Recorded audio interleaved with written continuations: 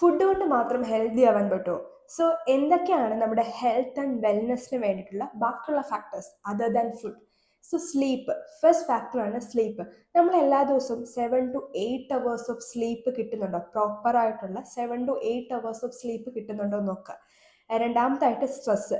പ്രോപ്പറായിട്ട് relaxation techniques ഉപയോഗിച്ച് നമുക്ക് കുറച്ച് നല്ല ബ്രീത്തിങ് ടെക്നിക്സ് ഒക്കെ ഉപയോഗിച്ച് നല്ല രീതിയിൽ നമുക്ക് സ്ട്രെസ്സ് കുറയ്ക്കാനായിട്ട് പറ്റും.